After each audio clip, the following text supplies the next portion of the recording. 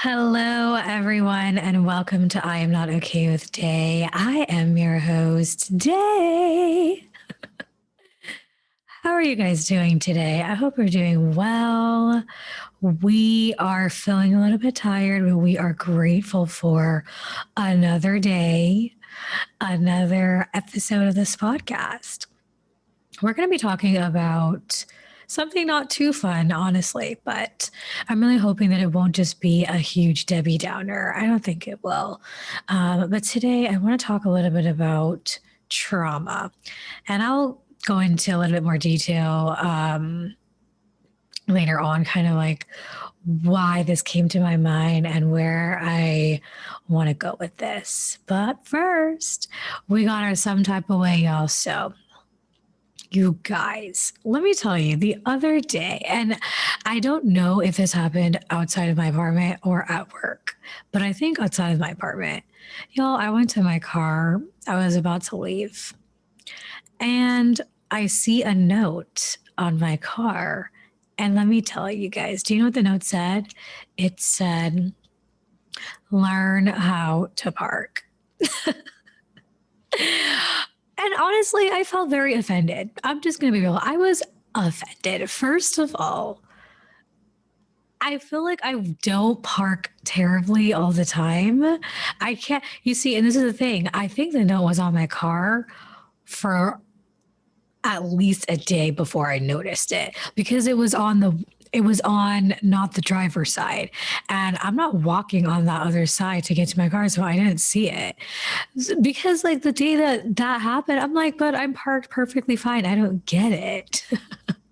But obviously somebody is very offended about by the way that I'm parking my car. And so the person who left that note, I just want to say, why don't you come and teach me how to park? How about that? Listen, I'm not going to claim that I'm like the greatest driver of all time, okay? No, but I don't think I'm the worst either. And I'm definitely not the worst at parking. But obviously, someone's not happy with it. So I felt offended. I truly did. It's funny now, but I was just like, man. Anyways, that made me feel some type of way, y'all. But it's fine. I have been a lot more cognizant of my parking now when I go anywhere so as not to offend anyone. Anyway, y'all. Okay, so yes, I mentioned earlier we're going to talk about trauma. So here's what happened, y'all. I had a therapy appointment a couple weeks ago, and during that session, I started like breaking down some of, like, I will just say, started processing some of my trauma. And I had this almost like epiphany of like, oh my gosh. First of all, in that session, I came to the realization that I had not processed this aspect of my trauma ever.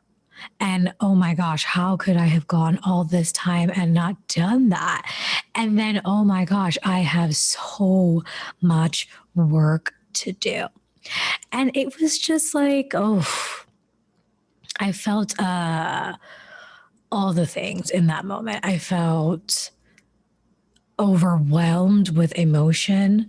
I felt like, man, is this going to be over? When is this going to be over ever? Like, is this ever going to be over? It's just like you think you have this one issue and then all these other things are coming up and you're just like, oh my goodness, it just seems overwhelming. Like my problem solving brain goes, okay, we need to work on this and then this and then this and this and then this and this. And there's also like all these other things I probably don't even know yet that I'm going to have to work on. And my brain, my heart, I just got overwhelmed. And I felt frustration. You know, a part of me was beating myself up because I'm like, oh my goodness, I've been in therapy for a year. I thought I was working on a lot of things and I feel like I'm barely scratching the surface, you know? And so it just got me thinking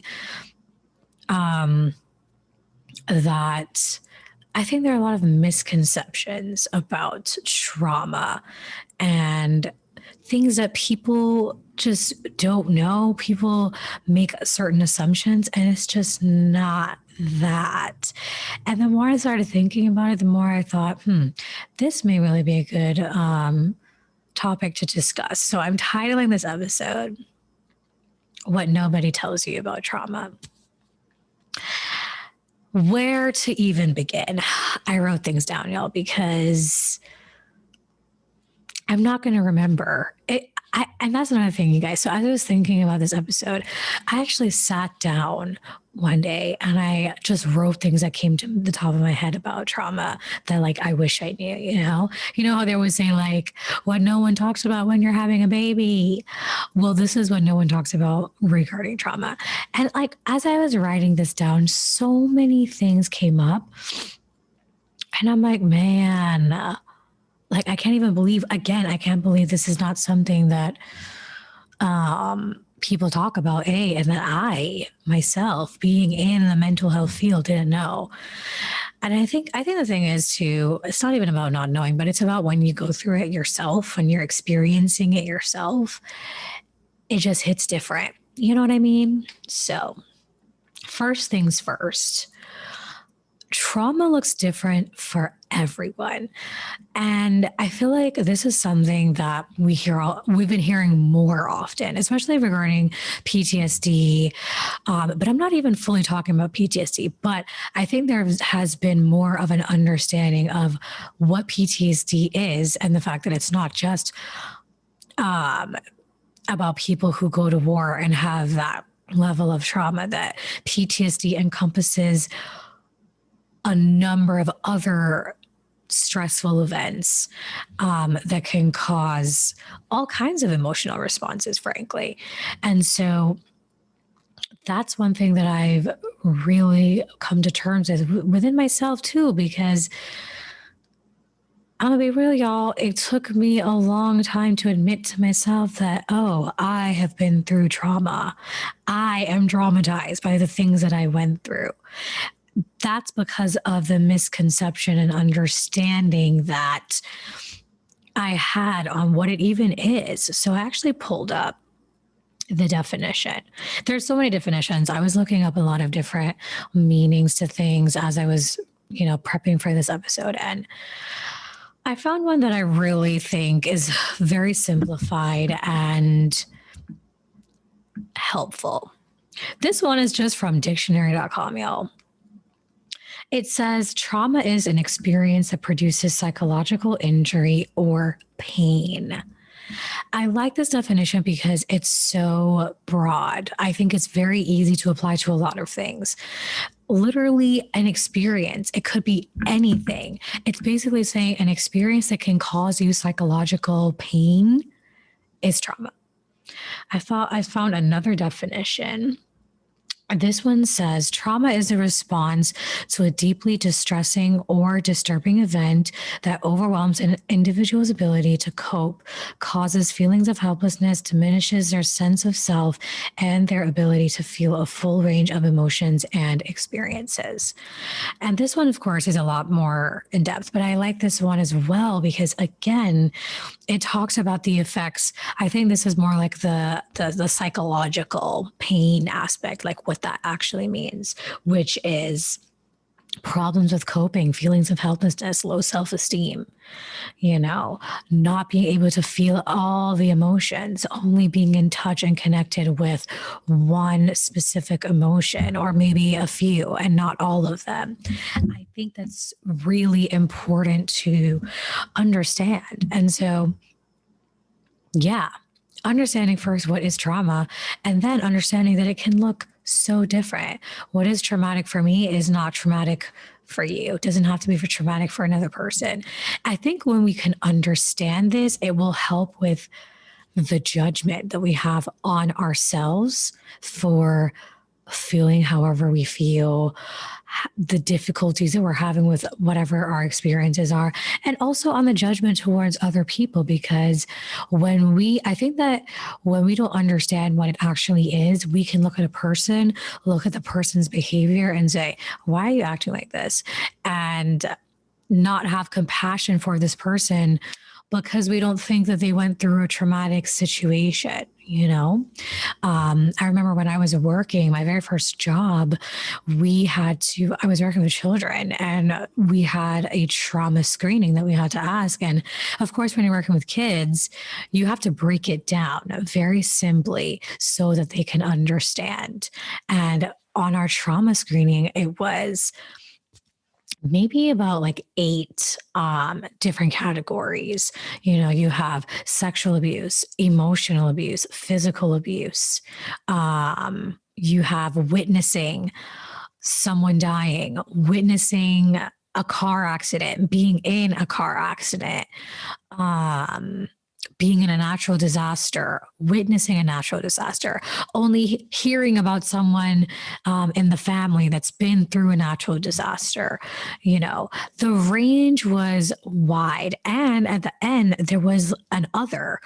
And I love that we have that too, because as a therapist, as we would talk to the kids about like different things that can be traumatic, get to know them. Maybe something else might come up that would be traumatic. And we had the space to say, okay, this is another experience that for you caused you pain. Parents' divorce, that was one of them. Moving to another city, place, whatever. All of these things can be traumatic. And I think that's just really important to understand. For me, again, when I came to terms with like, oh, I went through a traumatic event. I went through multiple traumatic events, because that's another thing. Trauma can be one single event. It can be over a period of time, over and over again. And I think, again, that's also important to understand, because the response, the reaction for something that happened one time, and then for something that happens all the time is different. Also, although it could be similar, but just again, understanding how wide the range is, I think helps us understand ourselves and why we respond the way that we do, and why are we prone to certain, again, connecting more to certain emotions versus others.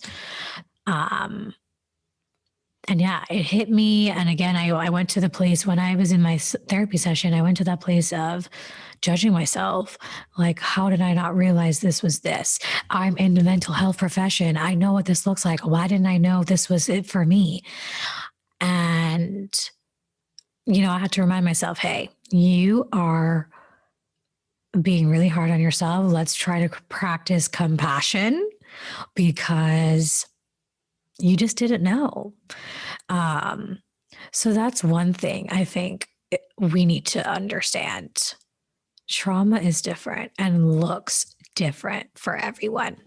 The other thing I think that no one really talks about is triggers. And okay, I think that the word trigger is a buzzword. It's become a buzzword in recent times. I kind of, again, want to define what that is and break it down a little bit, because I think there's a misunderstanding of the word, and therefore it becomes something we can easily use to sometimes excuse our behavior. But that's another conversation. But I think it's important to define trigger. So I'm just going to pull up again one of the definitions that I found that I think is helpful. So it says anything that reminds you of what happened right before or during a trauma is a potential trigger. They're usually tied to your senses. You may see, feel, smell, touch, or taste something that brings on your symptoms. While triggers themselves are usually harmless, they cause your body to react as if you're in danger. So what I think the way we can break it down is something happens that can be very minor, it can be major, whatever. Some event happens and it brings you back to that time when you experienced trauma, therefore making you feel like you're in danger, even if you're not. You can feel unsafe physically, emotionally. You can feel certain sensations in your body. And it's usually something that comes up like that. There is no planning. It comes out of nowhere. And the reaction that you have to this thing also comes out of nowhere. Sometimes the reaction that you have it seems irrational to the situation because other people don't know what you're feeling inside. Like that feeling of I'm in danger, whether it's physically or emotionally, makes you respond in a certain way to kind of like protect yourself. And that's because of the reminder of whatever the traumatic event was for you. And again, that is something that can get really complicated, particularly if the traumatic event that you experience or whatever your trauma was ongoing. Because if it's ongoing, it's not just something that is probably not just a one action. It probably includes a lot of different things that can bring out different emotions and different things out of a person. And so understanding that these things can happen at any moment. Oof. That's been one that I have learned the hard way. And also understanding that it's okay. Like, I will say over the past, even with this move, actually, let me say that. I think since I've moved here, I've experienced multiple triggers, I think. And I think it's because I have transitioned, but now I haven't transitioned alone. And so I'm doing a lot of the things that I've done over the past couple of years, but I'm doing it by myself. And so there's like that reminder of, oh, I used to do this with another person. And then it just brings me back to all the stuff, all of the stuff. And it's hard because what I notice after the fact sometimes is that my behavior, the way that I'm approaching certain situations, is in a way to protect myself because I feel like I feel that same feeling I felt in the past. You know, again, like connecting back to my trauma, whatever I experienced with this person as I'm going through the motions, doing the things again alone, it brings me back. And therefore maybe I'm experiencing a certain emotion a lot more often that feels uncontrollable. Or what I've noticed for me is this sense of control has been so significant in this time period because of how out of control I felt in the marriage a lot of the times. And so now I'm doing a lot of things that gave me that feeling of a feeling of a sense of control. But in reality, I don't have that. And so then I end up just like causing myself more problems because I'm giving myself a false sense of control that's causing more damage. And so it just turned into this big to do, and it causes me more problems. And then I'm trying to figure out, okay, why am I responding like this? And why am I acting like this? And what is happening? And again, it wasn't until I did therapy and was able to process all these things that I realized, oh, this is what this is bringing up for me. And because this brought this thing up for me, this is why I'm acting the way that I am. And it sucks. It's hard, especially for me with control being my issue. How can I say this? I struggle with control. Then I realize that, hey, I can't control anything. Then I get anxious and I'm worried about things that I can't control. And that takes over.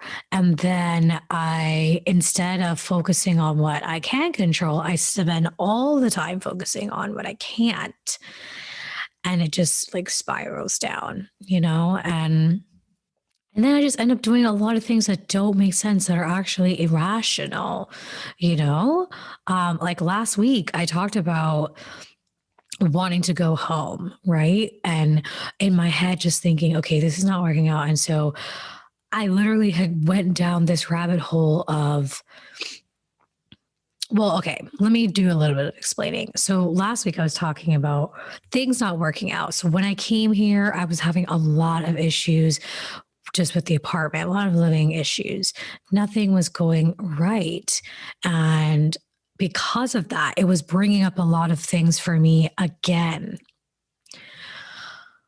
related to the divorce and the marriage and things that it was triggering. It was, can I say that? Yeah, it triggered a lot of things within me.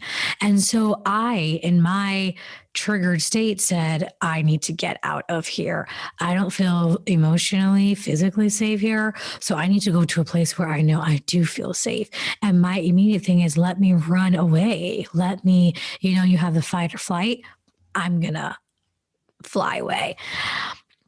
And I couldn't do that. So I was left in a place of like figuring it out. And I remember I had therapy. It just so happened too that my therapy, I stepped down therapy instead of every week to every 2 weeks.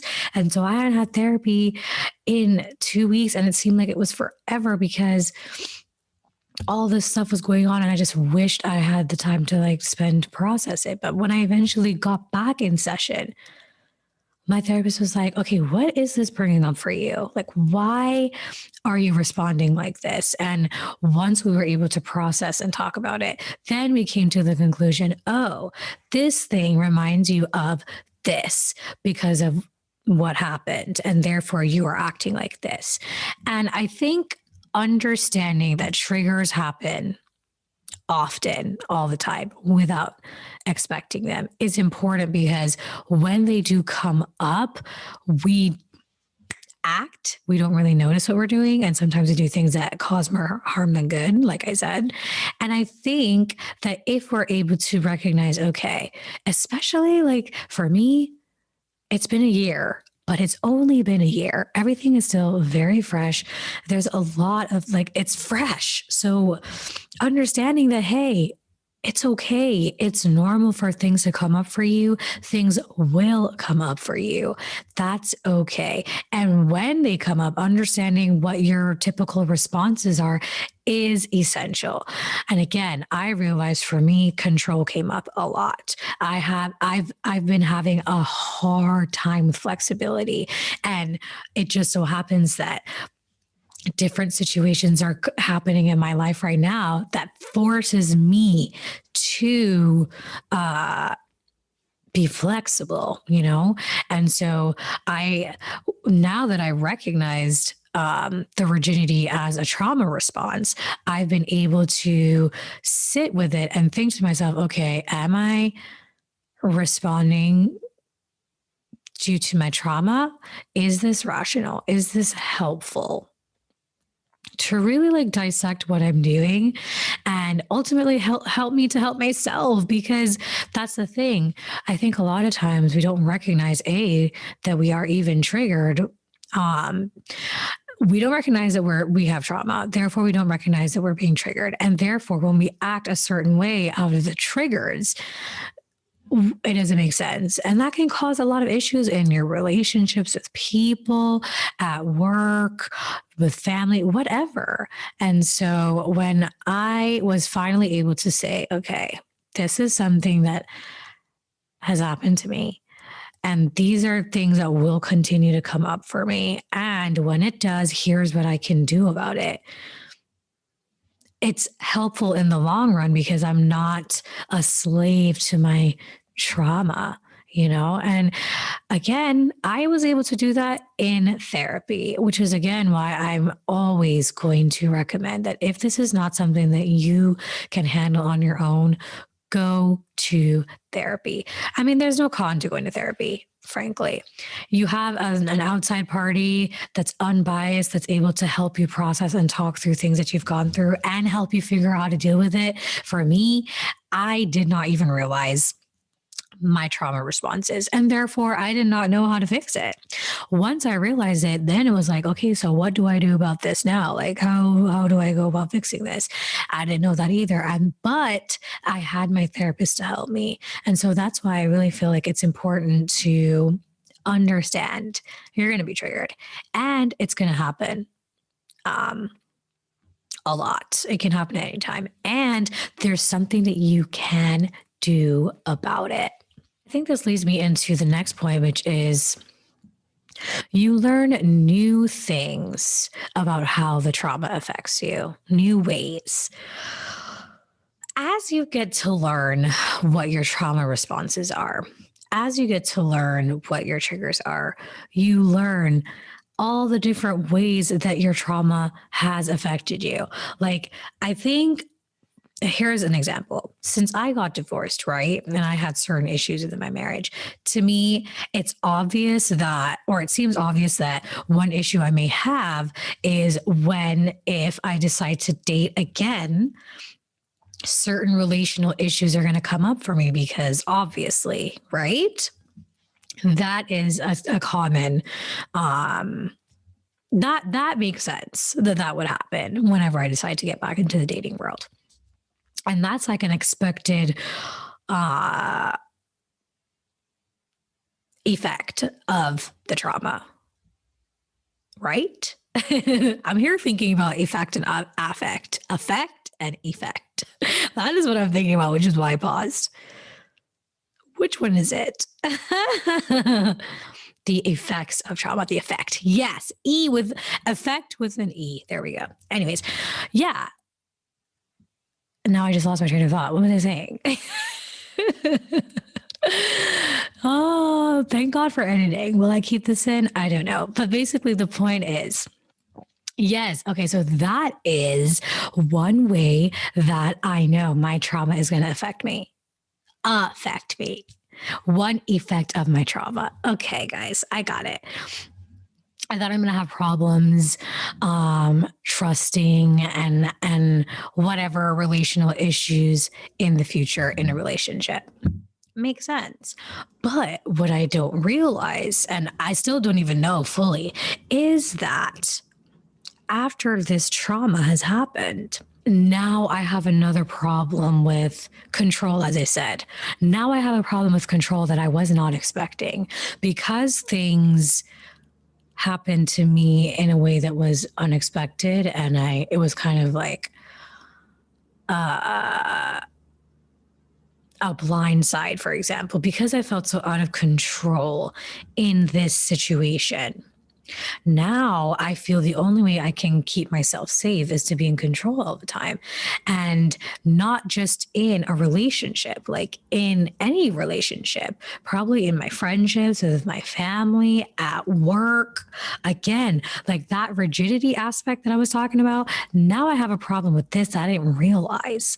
And so that's what I want to hone in on is this can affect you in so many different ways that you don't even realize and you don't know and that you don't expect. And it throws you for a loop because I think for me in particular, after a certain point, I was like, okay, so I've been in therapy. Like, this is my problem. I've been in therapy. I've been working on it. Not that I'm like better, but things are better. And therefore, when it comes to that specific issue, I've dealt with all the things I need to deal with. And so it's just about moving on. But then again, I started working. I moved. And again, things were coming up for me that were unexpected. And it was like, oh, I don't like this. How, like, what is this, you know? And again, there was judgment on myself because, well, why am I acting like this? And why is this affecting me this way? And I thought I was over this and I thought I was able to move on. And, you know, I think that can help make you get caught up in that instead of focusing on the healing. You know, when you understand that your trauma will affect you in multiple ways and are open to learning what those are and doing that self-reflection and looking within and saying to yourself, okay, I didn't think this was going to affect me like this. And now I recognize that it has, or I don't even really know how this has fully affected me. And let me try to sit and process this and think, how are the other ways this has affected me? And also knowing that maybe you figured out the two other ways that it did and you're good. And then like another third way comes up, being able to have that grace with yourself. And again, that self-compassion and say, you know what? I didn't realize that my trauma has affected me in this way, but now that I know that it has, it's okay. I'm not going to hold myself to some ridiculous standard that is ultimately, again, causing me more pain. So I think that's really, really important to understand and keep in mind. The other point I wanted to make is healing happens over time, which I know that people like that kind of probably seems obvious maybe. And I know people talk about it all the time, like time heals all wounds, which honestly, I don't believe. I think that time heals all wounds. No, let me say this. I believe time can heal wounds if you are working on it. If you just ignore your problems and just sit there and avoid it at all costs, don't face the thing that has affected you, you're not going to get healing because all you've done is avoid it. But if you're willing to work on it, to acknowledge it and to process your feelings about it, go through the hard emotions, let yourself feel it, then healing can come. And I think understanding that healing is not linear and that it is not going to just happen quickly is essential, especially for people like me. You want to just check off the box. You want to like have your goal and know that you're doing all the things to meet it. And, you know, I think for me, I came to, again, this understanding like, hey, I'm working on it. I'm doing it. And like by X time, I'll reach it. And that's just not realistic. It's not going to happen that way. And it's, again, a hard reality to face because that means that you're probably going to spend a lot of time in pain. And that sucks. And if you're like me, you're going to spend time avoiding that pain because the pain sucks.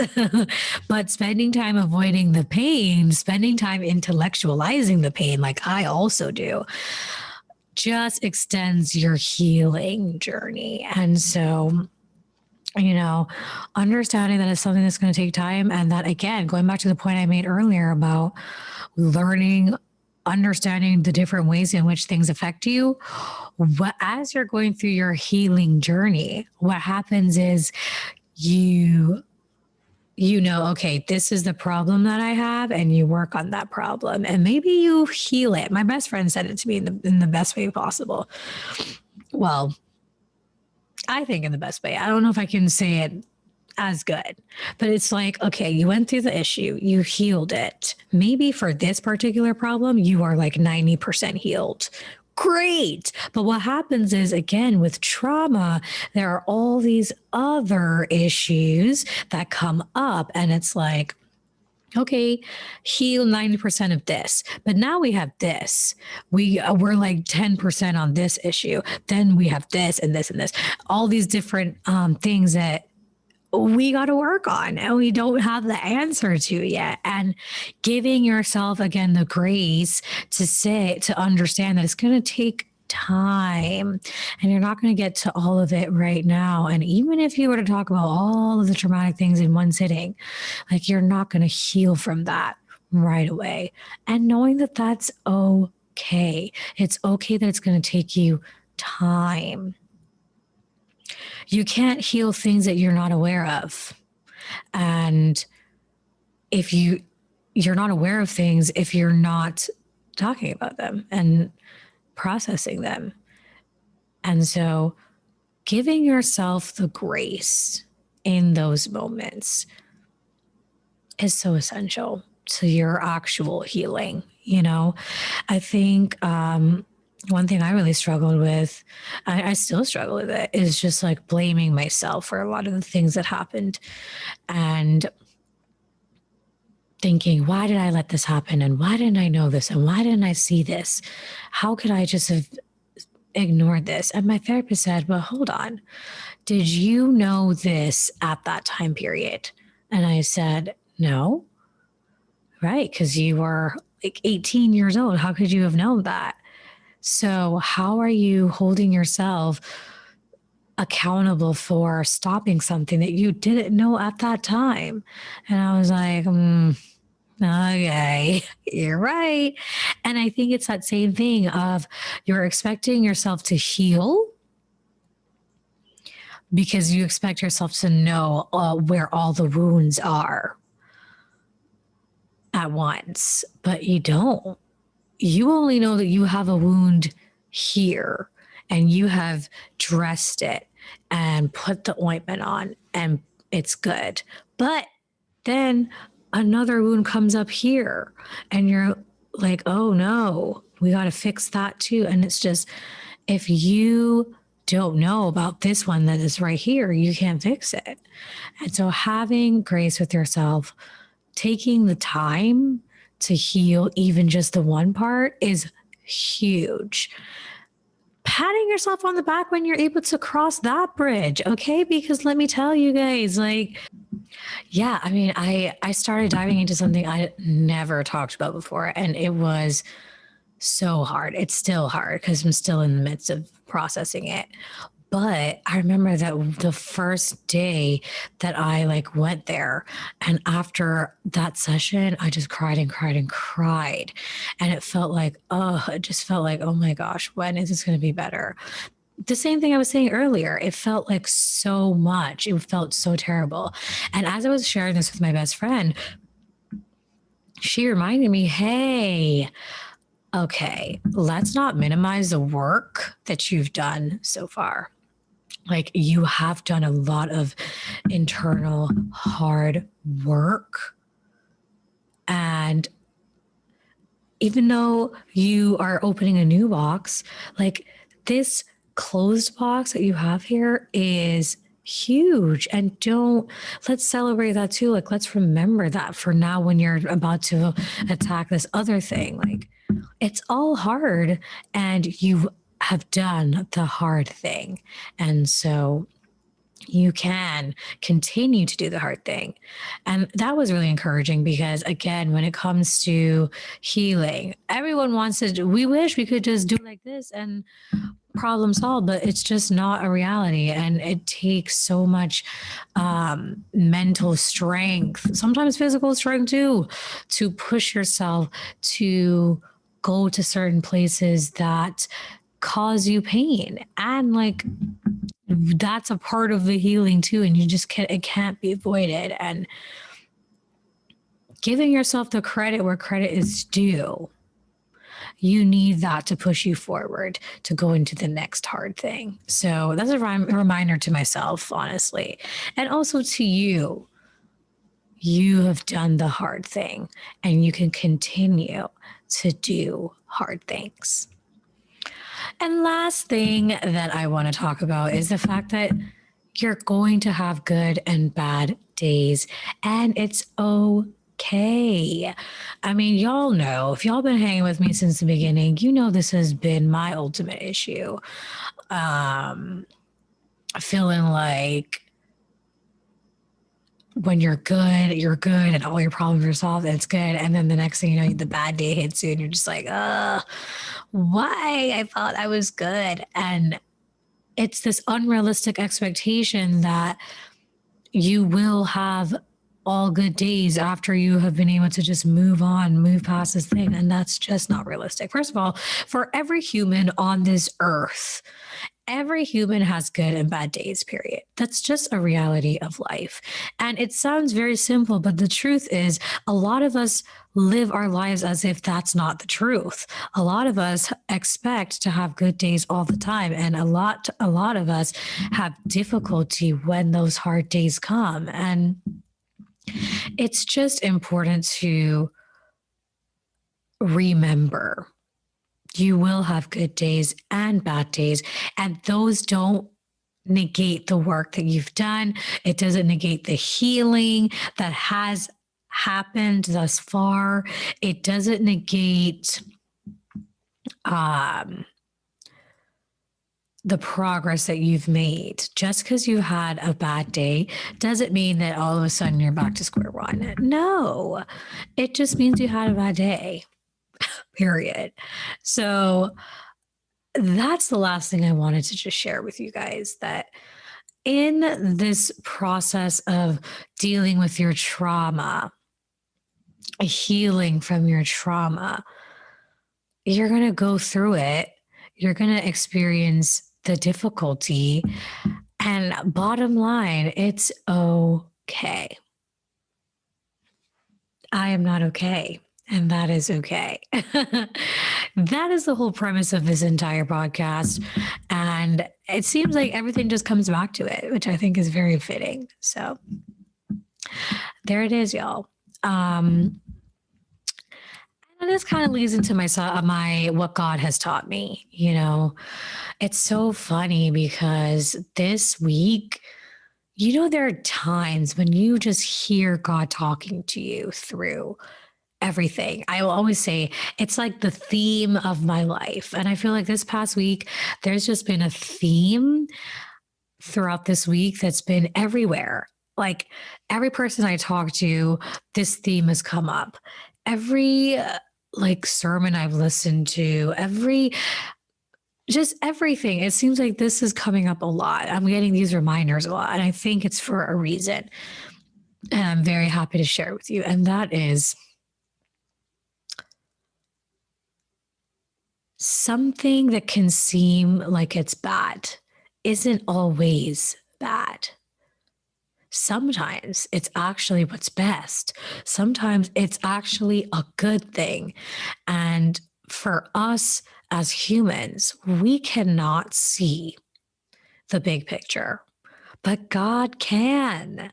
I said this at church in our study yesterday, that the thing is, God has the puzzle piece. First of all, he has the ability to zoom out to see the entire puzzle, what it's supposed to look like. And he has the pieces to put in there to put it all together. We can't see the big picture sometimes. Sometimes the puzzle is right here and all we're seeing is the color, and we can't see what that color is supposed to create.